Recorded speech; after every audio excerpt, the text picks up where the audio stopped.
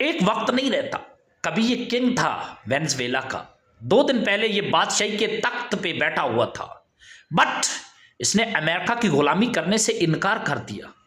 तो आज इसको अमेरिका की एक अदालत में झूठे केसेस में, ये मनशियात डीलर था, ये ड्रग बेचता था, इस केस में फंसाकर और वेनेजुएला से उठाकर इसको अपने मुल्क ले गए।